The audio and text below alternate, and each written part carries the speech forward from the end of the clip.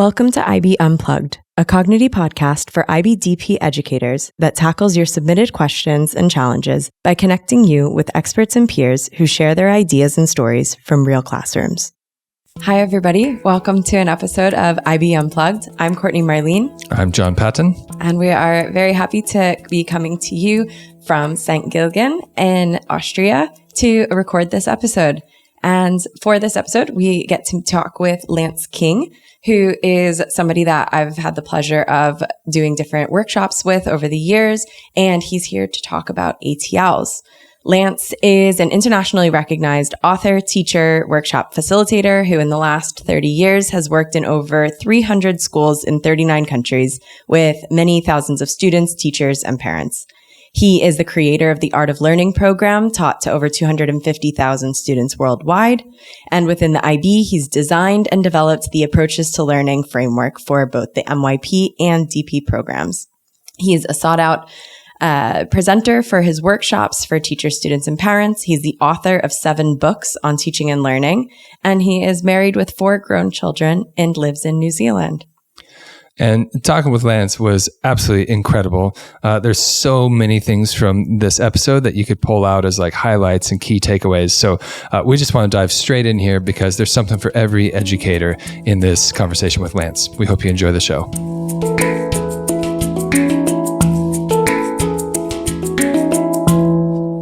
Good morning, Lance. Thank you so much for joining us this morning. Thank you, Court. It's nice to be here. Yeah, welcome to IB Unplugged. We're super excited to have you here. I've loved working with you in the past. You've done quite a few different conference sessions, things like that with Cognigy. So we knew we had so many people that were asking about ATLs, not just for IB Unplugged, but in Cognigy in general. It's always been a hot topic for us, and I knew you were the right guy to talk to. So thank you for taking the time. I'm really excited to jump in.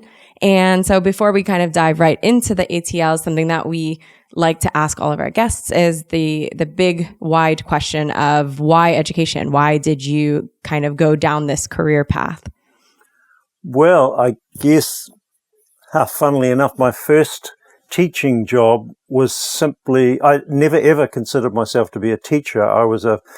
My first degree was in food technology, so I was working in the food industry as a kind of industrial chemist, and I was out of work because of the birth of my first son, and I just took the first job I could find, which was teaching at a polytechnic, and suddenly discovered that I loved teaching. I never even considered it, so I discovered that, and then I guess in that first job, I was teaching all sorts of highly content-focused subjects, microbiology and process engineering and all sorts of things.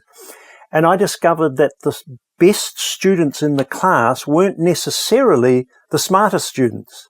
They were the students that had the best process skills. They were the ones who could focus well, who could concentrate well, who went over their notes, who did the extra reading, who were good at summarizing all the information, who were good at all the process skills of learning. And that's what sent me down the direction of the skills of learning, which ultimately led to ATL skills. So I kind of fell into it and discovered I love teaching, and I've been a teacher now for 40 years. Yeah. Wow. That's incredible. That's a really cool way to get into it. You know, sometimes many people have different backstories, I guess, when it comes to education. That's a cool one. I like it. We also like to ask all of our guests, how do you feel the role of education is going to be changing, or what sort of experiences are we going to see in the next decade or so? Well, I mean, the obvious answer is AI. AI will take over. I don't think there's any question about that. You know, certainly not take over. We'll still have it, right? Like, I'm not out of the job, Lance. You're right? Well, I don't know. I'm not so sure because I have a quote from Mustafa Suleyman. I don't know if you know who Mustafa Suleyman is, and he's the CEO of Microsoft AI, former head of DeepMind, founder of Inflection AI, like he's one of the 4 top people in AI in the world. And he said, I have a quote here from him, which is he said that in 2 years, he expects every person to have in their pocket the best teacher in the world. Wow. Okay. A teacher who can absolutely give you as a student the experience of learning, but in the way that suits you best as an individual. And so I think subject teaching is actually on the way out.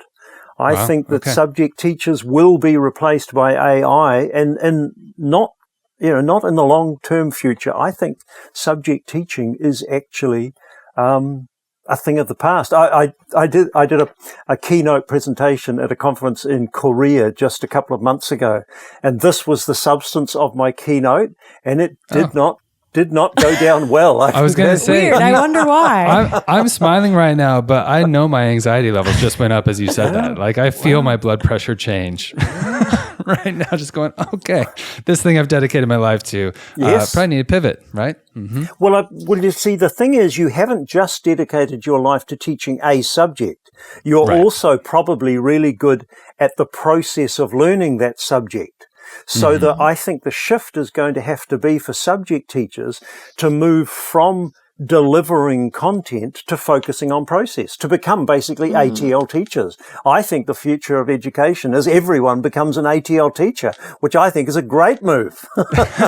Obviously. So the future of education is to return to when you developed basically the ATL framework in itself. Yes, for all teachers to focus on how the student is learning, not so much what the student is learning, because the what will be provided by a brilliant online tutor.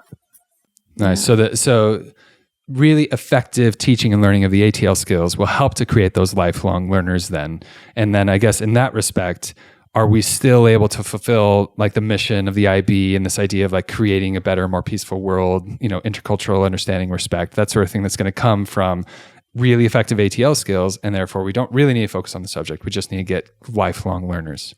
I think absolutely. And I think it actually, if you think about it from an external point of view, I think it enhances the role of a teacher, because a teacher becomes so much more important, because the teacher is looking after the mental health of the student, the ability of that student to learn by themselves, using every resource. And so I think it enhances teaching, because the thing that grabbed me as a teacher was being able to make a difference for students, being able to help their minds expand, be able to help them, to learn without needing me as a teacher. Right. And I think that's where we're all heading to. And so I think it actually enhances a teaching role. I think teachers become more important because they're helping the holistic development of that child to do or to achieve all those objectives. And those objectives of the IB are not subject objectives. When you read them, right. They are objectives about being a whole person and having an impact on the world. And I think that's the role that teachers will take. So pulling more of that guide on the side kind of mentality, that idea of like being a coach in the process. And I think, as you mentioned it, there are so many teachers I've come across who say like, I'm not necessarily a biologist, or I'm not a historian, I'm a teacher of kids, and I do that through biology or through history or something like that. So yes.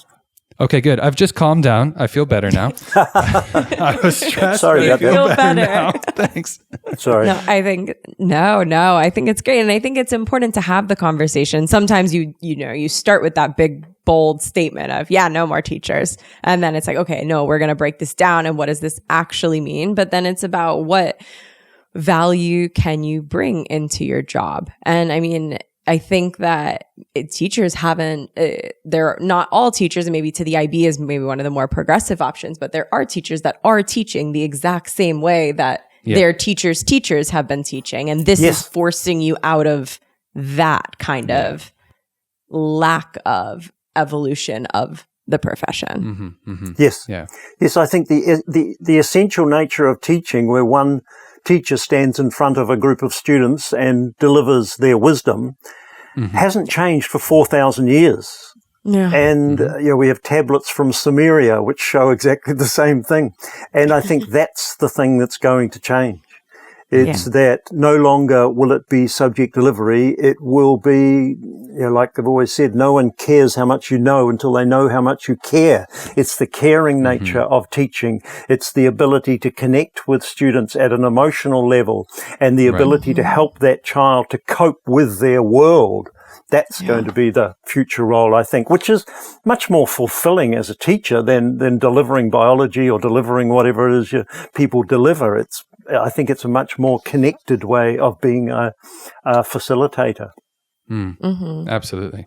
And I think that's one of the really beautiful parts about the IB. And I think that especially when we got to the ATLs, that's something that is really a powerful differentiator between maybe a traditional curriculum and the diploma program, or especially the MYP.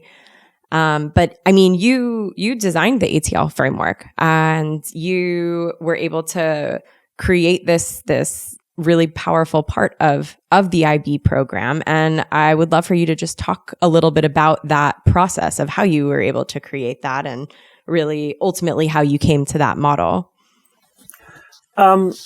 Yes, well, I guess by the time I came across the IB, which was, I started my work in 1995, and I knew nothing about the IB. The IB doesn't have a bigger presence in New Zealand. It certainly didn't have almost any presence back then.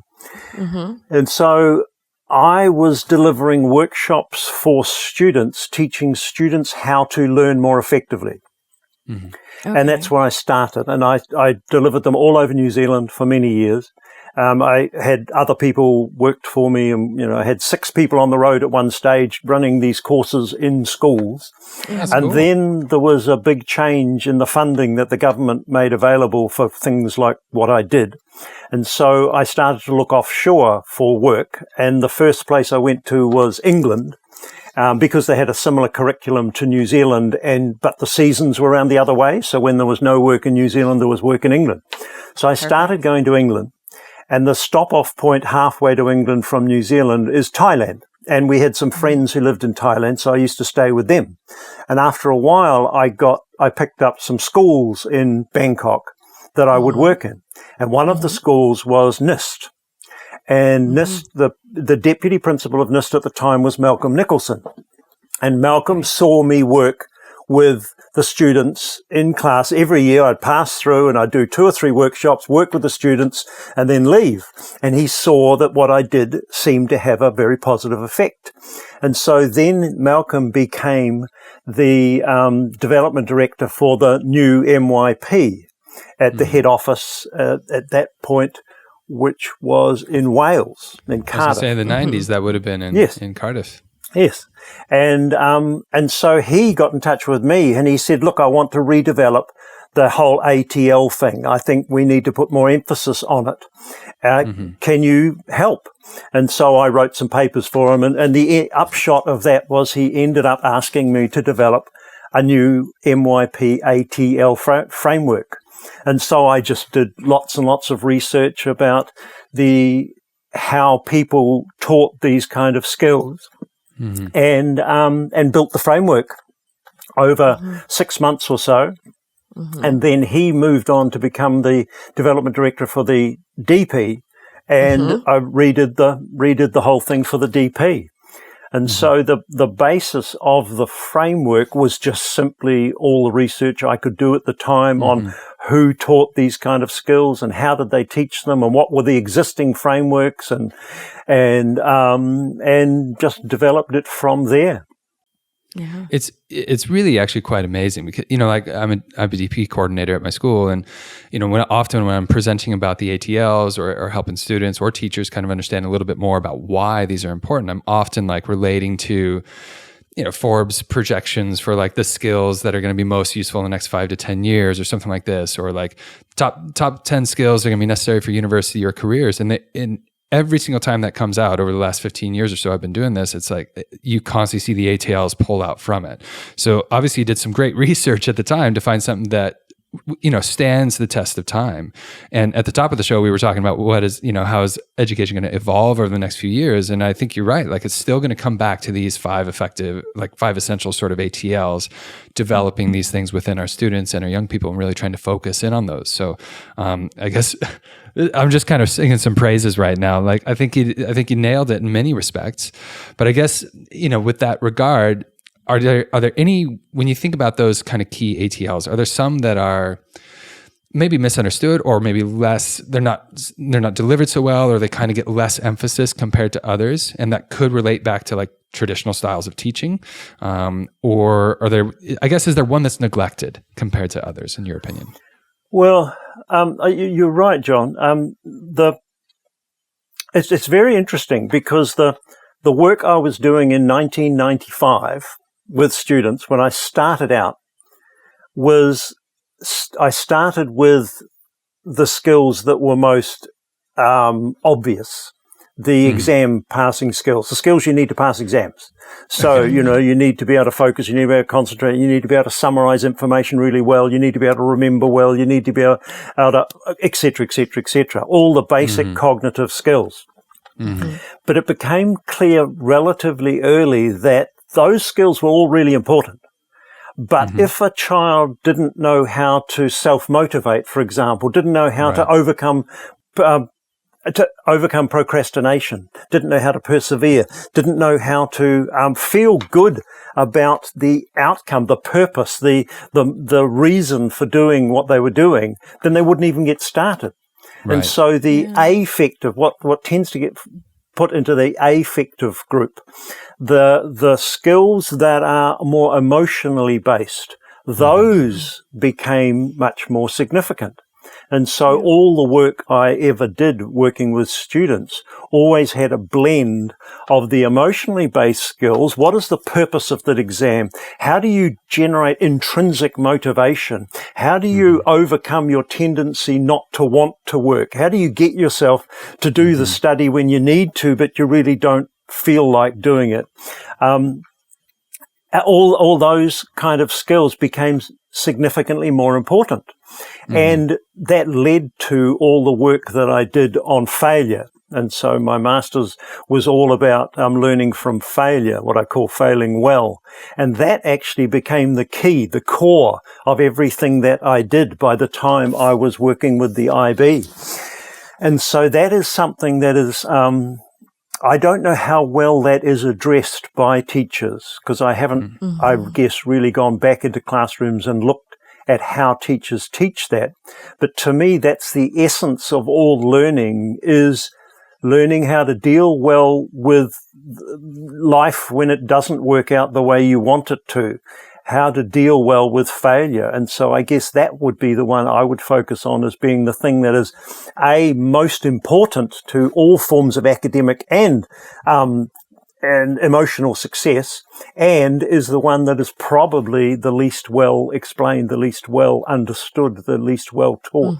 But I'm just guessing there. Yeah. It's also, I think, probably one of the hardest ones to really integrate into your classrooms, especially in a program like the IB that is quite rigorous. And there's the pressure from the parents, the pressure for the internal pressure of all of these children. And it's like, it's such a mindset shift to be like, your parents want you to do perfectly. Right. We really want you to fail and mess up and make mistakes and learn from them and feel good about failing. And that's a huge difference that you're dealing with there. Yeah, you have to, like just teaching it, like you see so many students coming in and expecting to just be great, right? They want to just come in and like hit, the top scores right away. And so often in those first, formative assessments, the many different ways that you might be assessing how a student's learning, not just quantitatively, but otherwise, they want to show themselves as perfect, just as you mentioned. So really trying to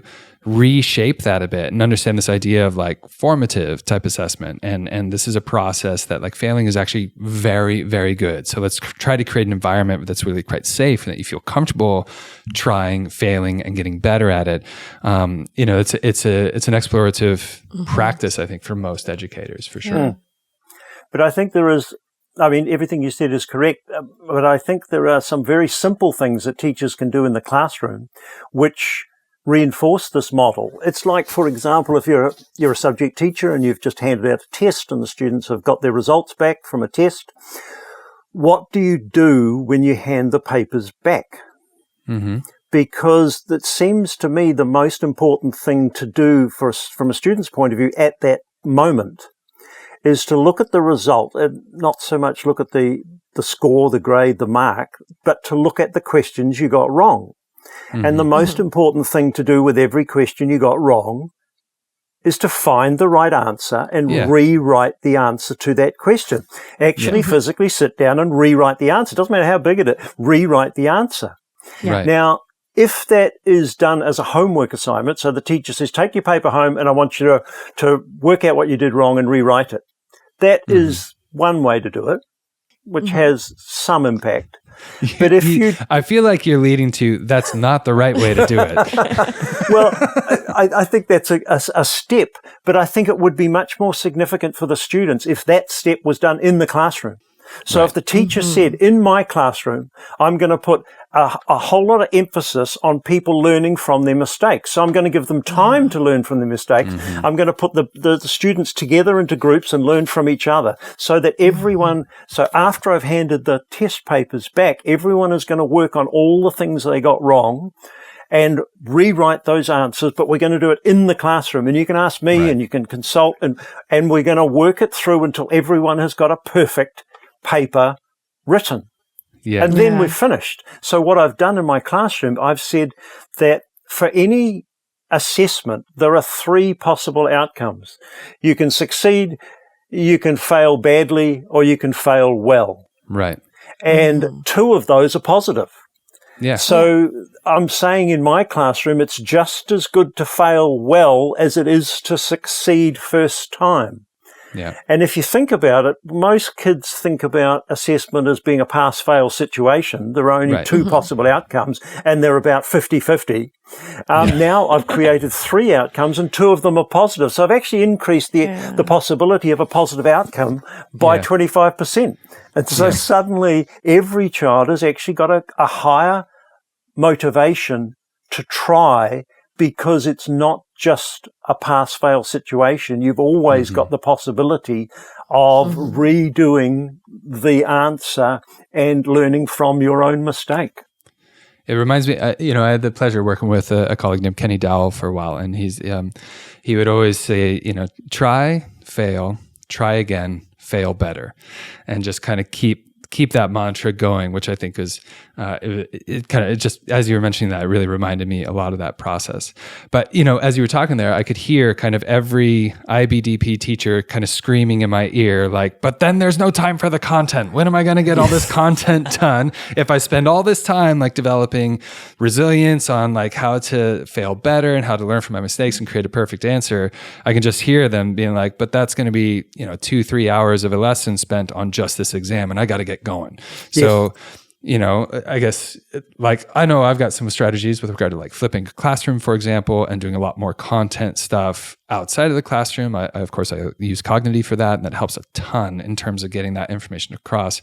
But from your perspective, are there ways that you feel like teachers can emphasize, just as you said, use that time to teach that failure, teach that like safe space of like learning from those mistakes, and yet not lose the time that that they do need to cover all the other different aspects of the curriculum?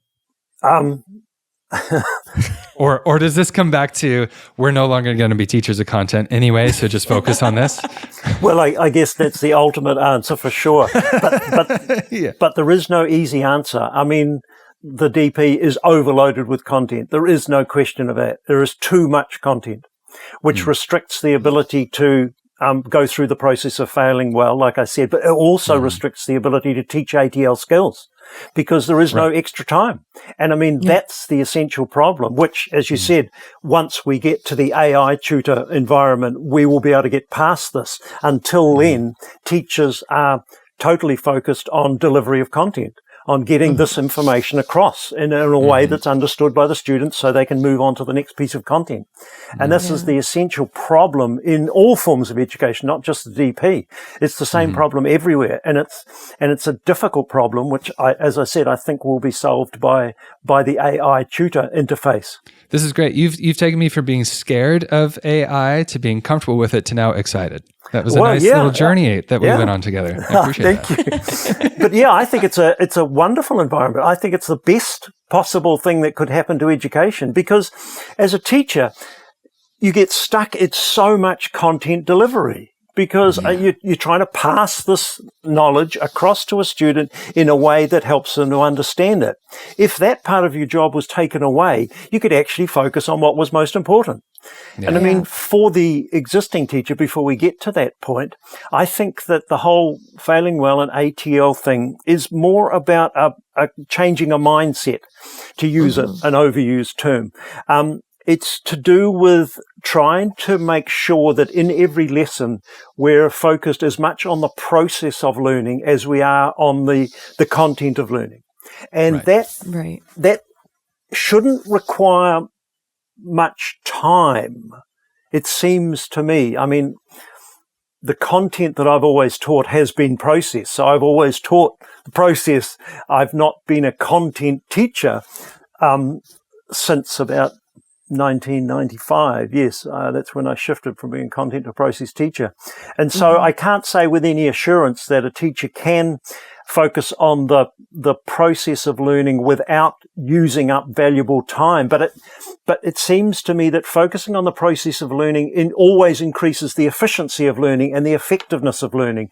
And as soon as you increase the efficiency and the effectiveness, then you are actually becoming a more effective content teacher. And so the content learning happens quicker. And when it happens quicker, because it's more effective learning, then you have more time for more of a focus on the process. So that is the interim solution as far as I can see. Well, it's the first bit of like the IB mission is like developing inquiring, and then it goes knowledgeable, caring young people. But if you can develop that inquiring, like learning to learn thing, then the rest of it kind of falls into place. I think that's something that's been a bit tricky with the IB, with a lot of teachers, especially if they start out maybe as a subject teacher in a different curriculum and then they switch to the IB. It's kind of almost like, how do I put the IB layer on being a biology teacher? It's not like I'm a IB teacher who teaches biology. I'm a biology teacher in the IB. And that's something where I think even earlier you were mentioning with the ATL skills, it's almost it's not something extra, but it's so easy to think of it as something extra. Same with TOK or International Mind. It's like, man, I forgot to include that. Not, this is the fundamental structure of how I teach my lesson. It's kind of that outside in thinking versus like inside out, right? If we think about the diploma program model, like I want to start with a learner profile and I'm going to go to like my ATLs, my ATTs for that matter, to like deliver that and kind of build that. If I go from the inside out, then it becomes an integrated part of the entire curriculum. Whereas if I'm coming from the subjects back into it, like, I'm going to do my subject and then I'll touch on TOK and I'll touch on all these things as well, then you can easily kind of miss the mark, right? Oh, absolutely. And I mean, every teacher has their self-esteem in some respects is based on what they know.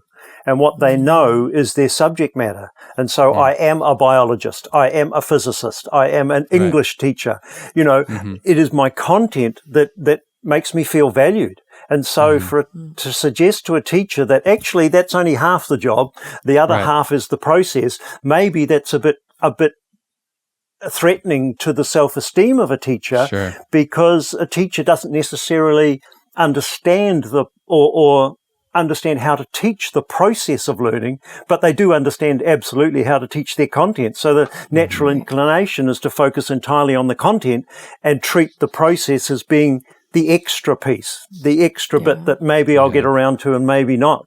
And yet it's the focus on the process that will actually improve the understanding and retention of the content. And so, I mean, it makes perfect sense when you describe it that way. But obviously you've been going into who knows how many schools at this point, trying to really help teachers and do these teacher workshops and get them into this way of thinking. But I mean, where do you start with that? Like, how do you, I mean, it's a huge leap to get there. Yeah, but it's completely obvious, isn't it? I mean, it's completely obvious to you two. No, that's why I asked you. And all I'm ever doing is saying what is completely obvious. Everyone knows that an efficient, effective learner will learn their subjects and pass their exams much more easily and brilliantly than someone who is an ineffective learner. So helping them to become an effective learner is actually the core mission. Right. Helping them to become a knowledgeable biologist is the second part. But we don't usually dedicate specific time to teaching them how to be a brilliant learner.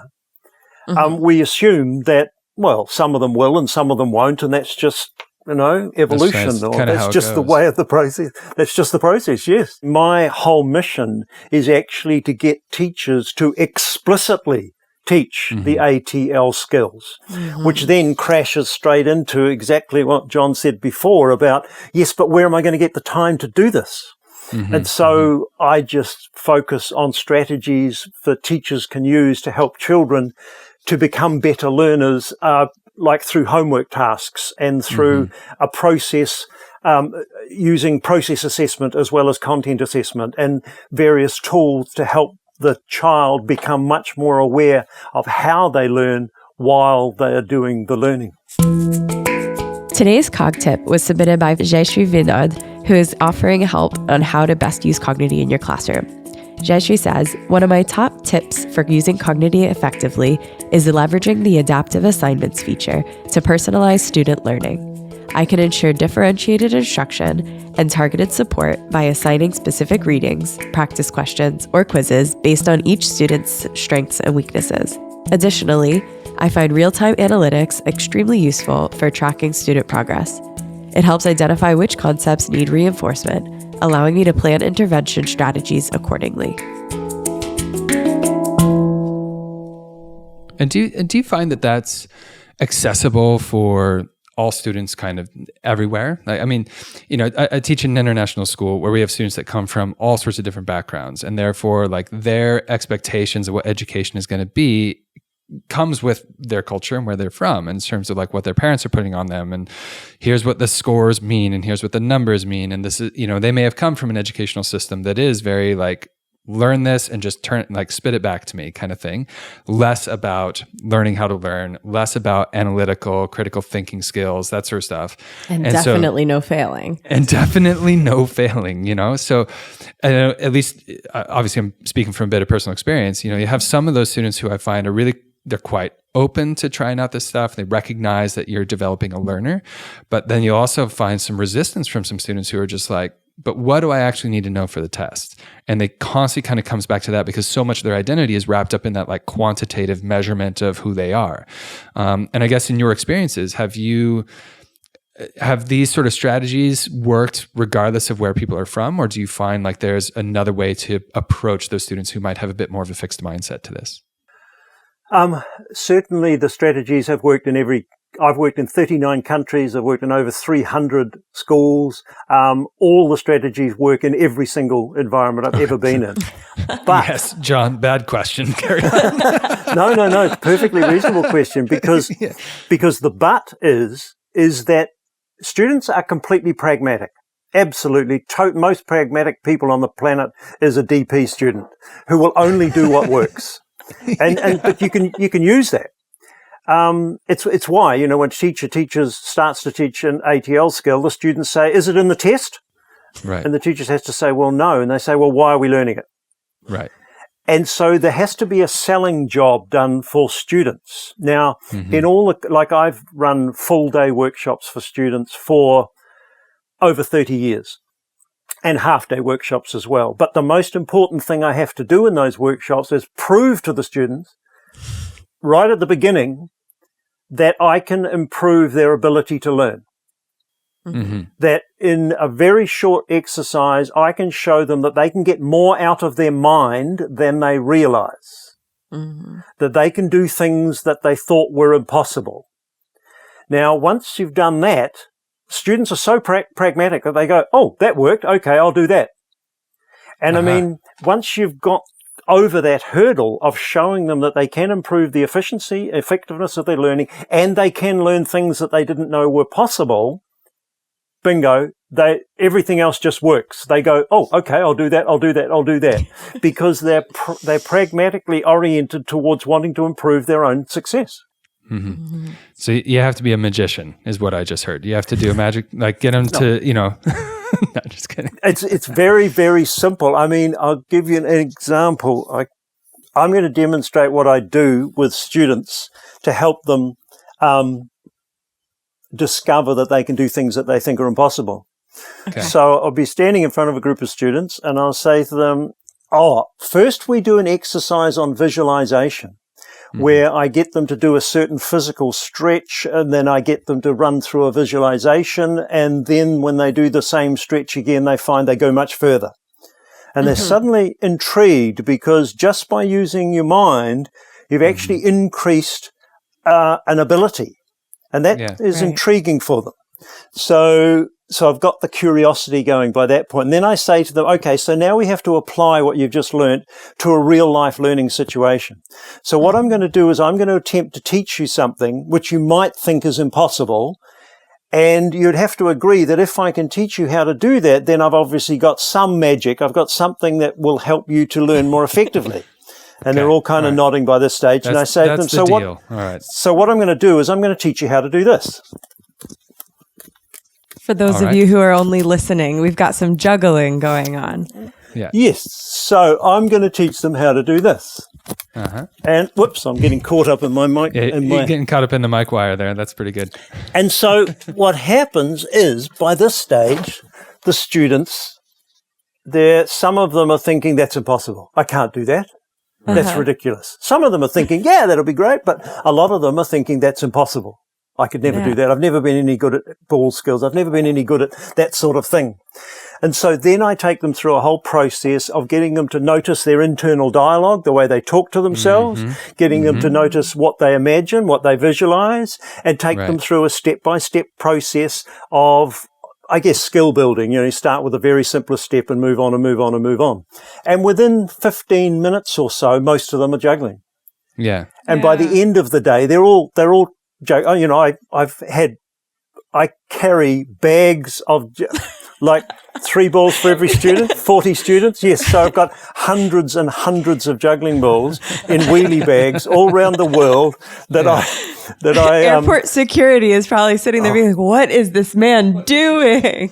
There was something you just mentioned there, Lance, with regard to like the internal dialogue. And that just really captured me, because, when you talk about, earlier at the top of the show, we were talking about like, resilience and developing the specific ATL skills and this idea of failing well. And so often the barrier there is that internal dialogue. Like, what am I actually saying to myself before I start a task, like the one you just started, when I'm expecting to do something, when I first start the diploma program, I know like many of the students who start the diploma program at my school, their internal dialogue is like, okay, now it gets serious. Yes. Now it's going to be hard. Now everybody says it's just like so much work. I'm not going to be able to sleep. Mm-hmm. So I'm very interested in how you coach that. How do you coach that internal dialogue to help students be aware of it, but also to shift the way that they approach that? John, yes, I think that this is actually the most important thing. If I was going to teach one thing for the rest of my life, that would be that internal dialogue. And because it is a lot of people seem to have the idea inside their head that this dialogue comes from somewhere else. Like it's not in their control. It's almost as if it's beamed in from a satellite circling the earth or something, this negative voice that comes into the head. So I start by talking to students about how that voice is just a negative aspect of their own dialogue. It is their voice, and because it is their voice, they can actually control it. They can actually have it do whatever they want it to do, but they've got to realize that. So I teach them various strategies for noticing. You've got to start noticing the voice inside your head. and notice that sometimes it's a positive aspect of yourself and sometimes it's a negative aspect of yourself, but it is just yourself, and teaching them how to notice the negative and interrupt the negative, and I use various visual metaphors for this, interrupt the dialogue and replace it with something positive. So that's when I'm dealing with young children, it's about, holding up the stop sign, interrupting that dialogue and replacing it with, and you've got to be very careful about how the language you replace it with. It's very important to replace the I can't and the I'll never and this is awful, to replace it with I can manage this, I can handle this today, I can get through this today, I can deal with this today, I'm bigger than this, I'm stronger than this, I can manage this. Talking about drawing strength out of the person through language. And then when we get to the specific task, like the juggling ball task, I will get students to notice any time they say, I can't. Because I can't is a problem, because if you're saying to yourself, I can't, you are suggesting you never ever will. It's a permanent fixed state. And so I suggest to them, is that true? How do you know that you can't? How do you know you never ever will? All you can actually say, if you're trying to be accurate, is up to this point in my life, I haven't learned how to juggle. That's true. Right. Up to this point in my life. But who knows what might happen in the future? So the simplest thing I do, the mantra of my courses for over 30 years, has been the shift from I can't to I haven't yet. Yeah. And you discover that any time you replace an I can't with an I haven't yet, it actually opens up possibility. I can't closes down possibility. I haven't yet is actually more accurate. It's true. And it opens up the possibility that I might. Now, it's not saying, you see, I always avoid changing an I can't into an I will or an I have, because once again, you don't know that. All you can actually say for sure is that it's very true. I haven't done that yet. Right. But as soon as you say that to yourself, I haven't written this report yet, I haven't done this work yet, I haven't done this assignment yet, you're opening up the possibility that maybe you will. And to me, that's the first step. That's the way you start to take control of your own internal dialogue and start to make that work for you in your life rather than against you, is to change every I can't into an I haven't yet. And the thing is, you're not lying to yourself. It's not like pretending that you already have. It's actually accurate. It's focused, it's precise, and it's opening up the possibility that you might. And that's where we start. And I love that I haven't yet and that I might, because then that's also, I think it can get really problematic if you, as a parent or a teacher, or even for yourself, if you're always like, you can do anything, like that puts an unrealistic expectation on you too. So it creates the perfectionism. Exactly. It's the you can do anything. You just have to put your mind to it. And it's like, no, you need to do more than that. But I do like the idea of like, you might be able to do it. Well, it's everything you're talking about here that's the foundation of the growth mindset, right? And that's the foundation of that lifelong learner. And then ultimately that lends itself to the ATL skill of self-management, for example. Like I can look after myself because I am aware of the things that I can do, and I'm aware of the things that I haven't done yet. Yes. And the process I need to do to get to those things. Excellent. That's exactly right. I love that. Yes. Yeah, that's really good. So I guess, with that in mind, when we think about like the IBDP educational system itself and kind of all the things that are there, is it really just a good opportunity to really develop all these skills, to essentially that philosophy, the approach of the IB diploma program? Is it just there like an exercise in developing resilience, self-management, and that sort of stuff if it's approached from the right angle? Like if we take it from the inside out, does it actually do all those things that we aim for? Or do you feel like the way that it's set up, the philosophy and that sort of stuff, just sort of turn people into almost that more sort of fixed mindset, I got to get things right kind of approach? Well, I mean, it has the potential to be all the things that you mentioned. It's the best educational curriculum in the world, absolutely, because it contains that potential. The problem is always getting hijacked by the content. And so for a teacher, it's a difficult task. It's not an easy thing, but then if it was easy, everyone would have one. Of course it's difficult. It's difficult to develop resilience. But it is the most important thing because it lays the foundation for a self-motivated, self-managed child, learner. And so for a teacher, I think developing the affective skills is much more important than becoming a biologist or becoming much more important than the content. So if I was a teacher, I would devote specific time to helping children to realize how they process inside their own head and how they can make that work for them, which is about resilience and perseverance and self-motivation. Because if that gets put in place, everything else becomes possible. But if it's the content that gets put in place first, then a child can easily get sucked down that rabbit hole of grades, scores, marks, and I'm not getting the marks I want, so I'm failing, so it's terrible, so my life is a mess, so what am I going to do? Pressure, stress, which also happens with DP students. But I mean, I love working with grade 12 students because if they are in grade 12, then they have learnt how to do this usually.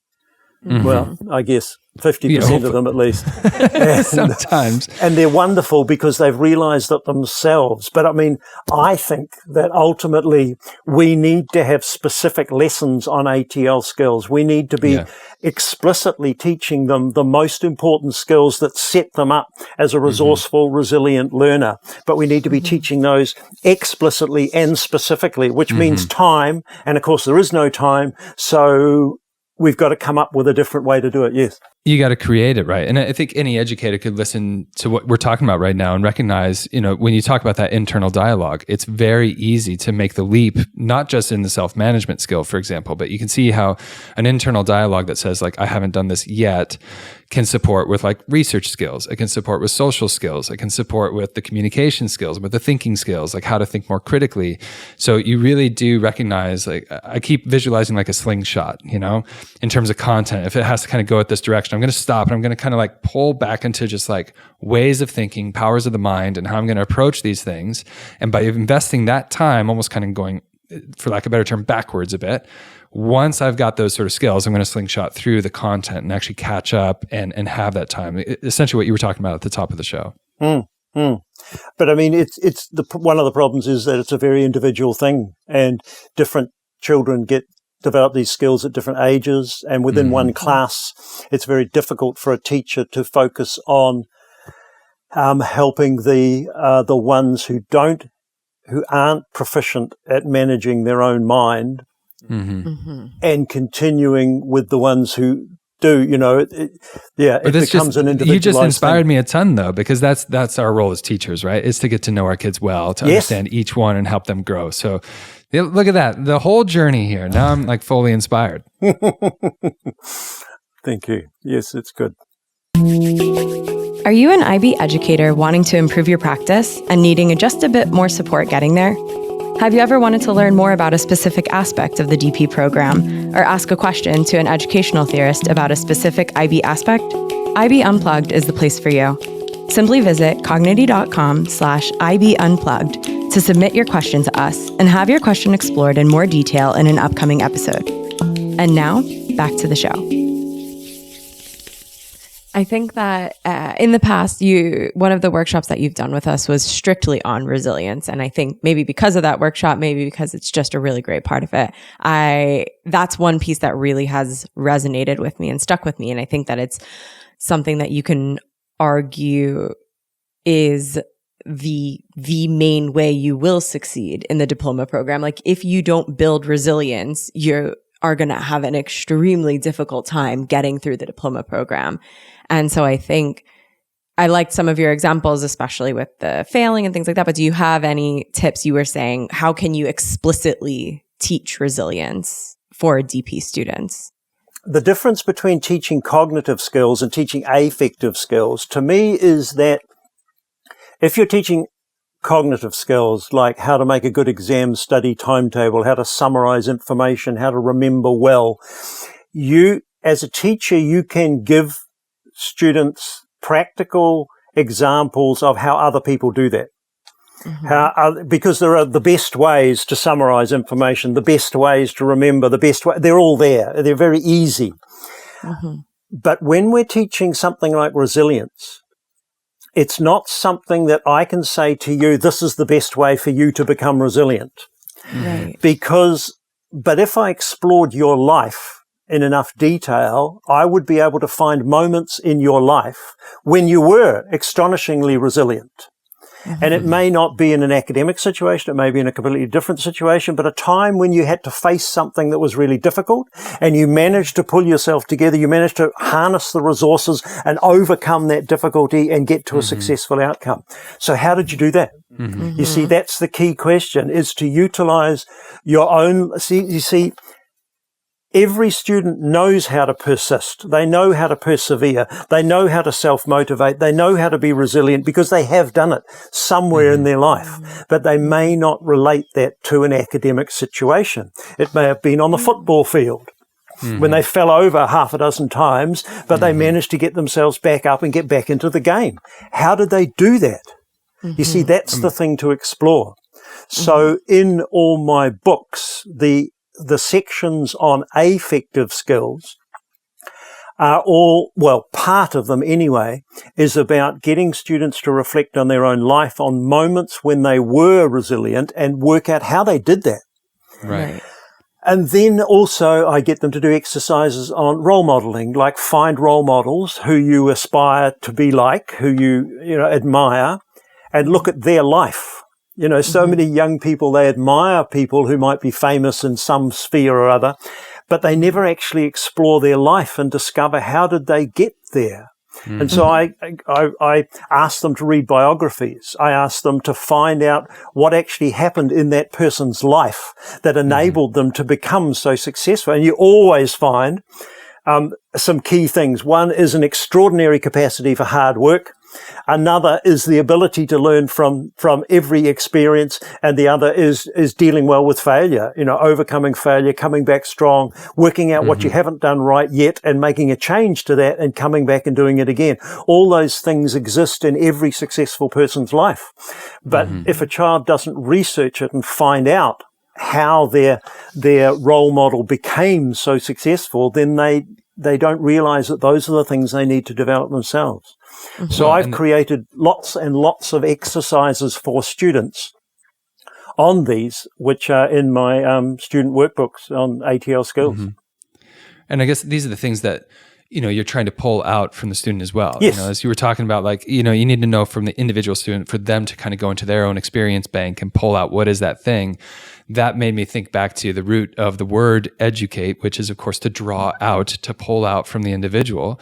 And that then made me a little bit more inspired when we were talking earlier about, some of the things that can be fearful for teachers when they say, like, oh, I'm not going to be a subject specialist anymore. I need to be more on this other side. I need to start teaching these ATL skills. What constantly came to mind is a friend of mine, Declan Fleming, who's a phenomenal teacher. He always introduces himself as, I'm an educator.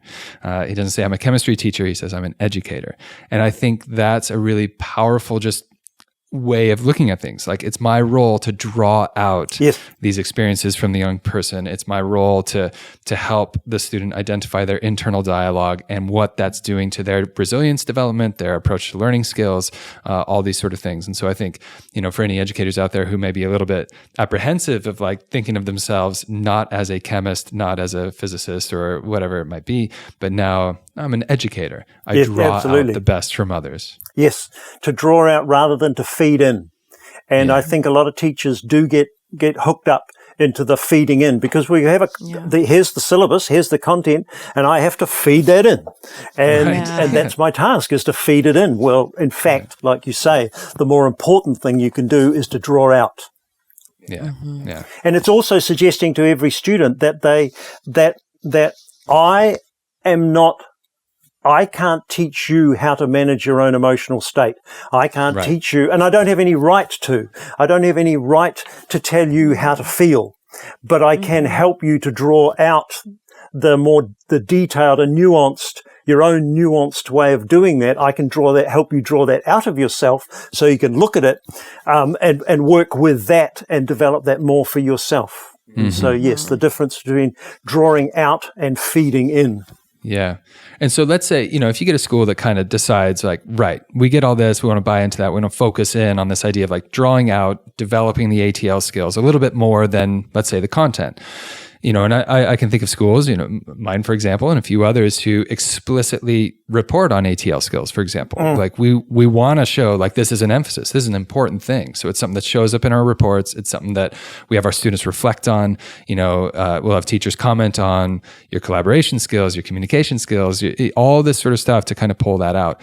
In your opinion, does that help to support that overall philosophy of the ATL in general? Or does putting a mark to it or some sort of report that's like officially looked at, does that suddenly like pull away from the original intent? I'm completely against the quantitative assessment of ATL skills. I don't see any point in doing that. In fact, and it's got to be a terrible burden on a teacher to actually take something like self-motivation and, oh yeah, Johnny, I think he's a 6 for self-motivation, and I think Mary, no, she's a 4. And it's ridiculous because it's totally subjective. It can't be done well, but I am a great fan of qualitative reflection on ATL skills.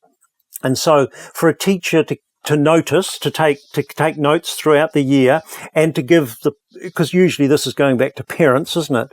To give parents some feedback on the children's ATL skills from the point of view of, well, yes, he's doing this really well and seems to cope really well in this situation and seems to have these skills well developed. But when he's in this situation, these skills don't seem to be so well developed. So he could work on these skills. So a qualitative assessment, I think, is useful. A quantitative assessment, I think, doesn't help. In fact, I think it's quite detrimental to the process of developing those skills. Because you see, the point really is that when a school has got a good ATL skills program in place, then all their normal assessment grades will go up. The average for the GCSE exam will go up. The average for the DP exam will go up. The average for all the normal summative assessments will go up. So you don't need to be assessing the ATL skills in isolation because the effect of good ATL skills is to boost the results in all your normal assessments. And what I put in place in all of my work is self-assessment. So to self-assess an ATL skill, you've got to have a mastery statement. And I define a mastery statement as what is the performance you would like to see from the students by the time they reach, and usually I make it the end of grade 12. So that's our ultimate mastery of the ATL skills by the end of grade 12. So as a grade 9 student, I'm looking at that as my mastery. I've got this full rubric of stages I can go through to get to that point, the rubric in terms of the process, and they can then decide where they are. They can self-assess.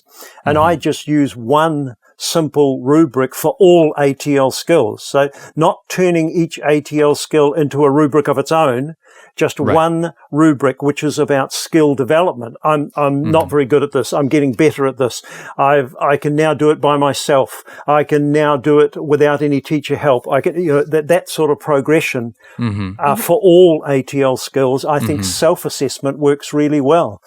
And, because it doesn't count. Yeah. What I like about that is, because so many times you might take like a qualitative statement, and in order to standardize it or to put it in a rubric or something like that, you'd say, okay, here's the qualitative statement. And then sometimes we'll put like a word to describe that statement to make it a little bit simpler, right? So just as you were mentioning before, like I can do this on my own, I can do this without much help.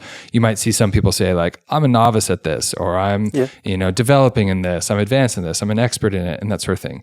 But ultimately, I mean, does that not just sort of turn into another quantitative method? Like it's not a number, of course, but it's like, I mean, do students then just kind of walk around me like, I'm experts at this, and I only got a novice on this thing, and I'm not, do they suddenly kind of fall back into that quantitative style of thinking, even though the intention was to create a qualitative way of reflecting on the ATL development? That's a very good point. I mean, I guess I'd go back to the pragmatism of students.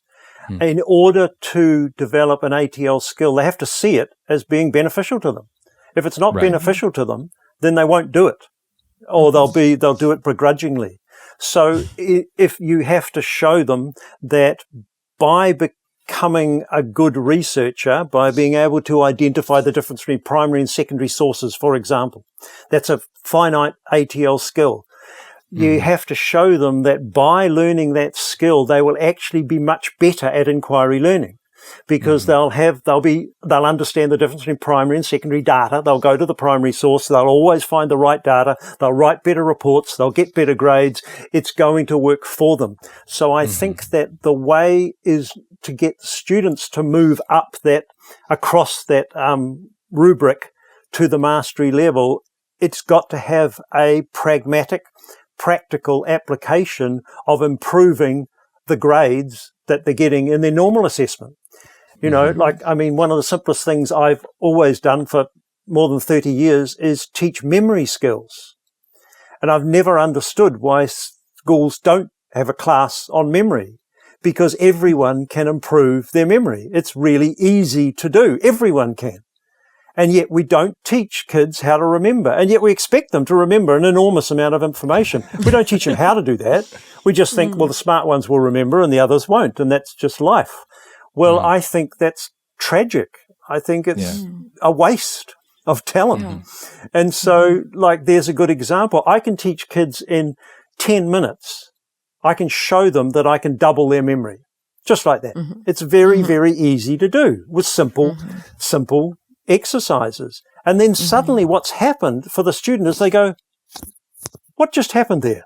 How did that happen? What have you done to me? Yeah, exactly. What have you done to me? I juggle. I can remember things. This is incredible. Yeah. And it's like, I remember in England, I used to go to England and run courses for students a lot. And I developed this exercise on the prime ministers of England.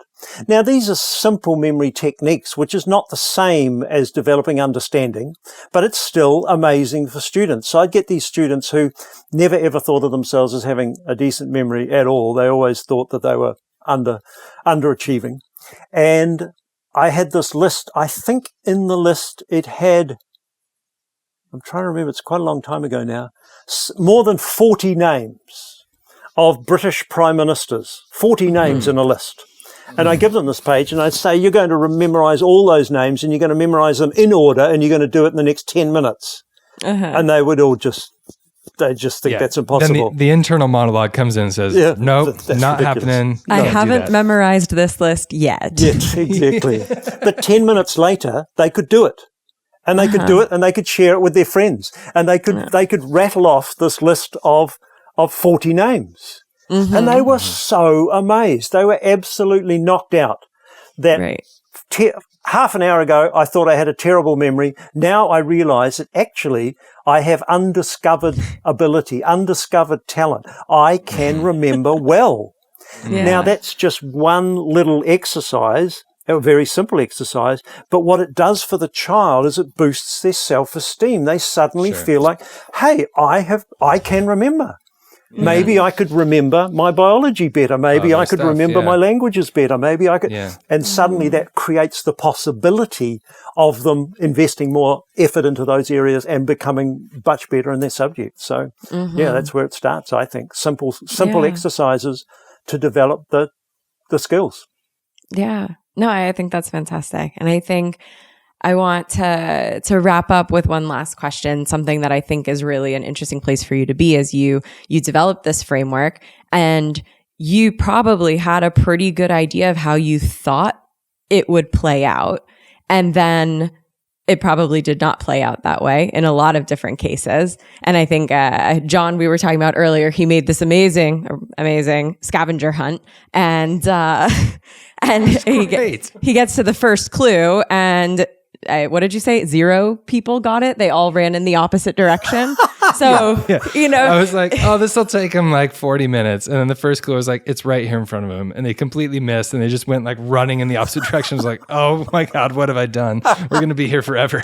Yeah. And so I'm wondering if you are on John's level of scavenger hunts when it comes to ATLs? And did everybody run in a different direction that you thought they would? Or is there anything that now that you've seen how it's played out, you would do differently? Anything like that now that it's stood the test of time? Yes, I'm sure I would do things differently, but no, I think it's been a very positive journey. I mean, in John's situation, this is the advantage of having a failing well model at the back of your mind. So as soon as that happens, it's a wonderful opportunity to stop everyone and say, I'd just like to teach you something else for a minute. It's all about failing well. Yeah. Please come back. There's more. It's right here. Just go to the first one. But in general, I think that the ATL model has been picked up very well by teachers, and in general, teachers do regard it as being a very important aspect of their teaching. I've recently written this book. This is Teaching ATL Skills, a book for teachers. Now, the key things in that book are two things we've discussed already. One is the assessment and avoiding quantitative assessment and using self-assessment in its place. I think that's vital. But the other is the necessity of teaching these skills explicitly, which requires time. I don't want to promote my stuff except to say that these are my skills books for students, and each one is a workbook that students can work through and learn the skills exercises. So the point that I'm trying to make is that if we want to explicitly teach students the ATL skills, we have to either start inserting explicit exercises into our lessons. So now I'm going to check what did I say before, the difference between primary and secondary sources. Now there's a little exercise which would take maybe 5 minutes, 10 minutes to do explicitly. So you do that at the beginning of a lesson, and then you get them back into their inquiry, and they're starting to differentiate between primary and secondary sources, and you're away. But you've had to dedicate 10 minutes of that lesson to do it, which is difficult for some teachers. The second way is to use something like my books and to have students do the exercise at home. Tonight, I want you to do the exercise on the difference between primary and secondary sources. I want you to bring what you learned from that back to class tomorrow, and the next inquiry exercise will have that built into it because you will have learned it for homework. The third way that I can think of is to have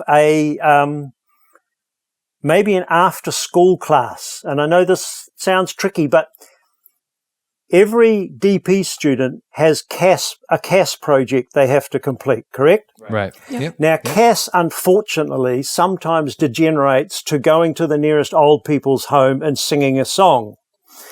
And sometimes can. Sometimes. And which is, I guess they must get what they need from it, and I suppose it does help the elderly. But the point is that what about if the incentive was to run a class for younger students? Right. So after school, we have an ATL class run by DP students, and any other students can come to that class and learn an ATL skill.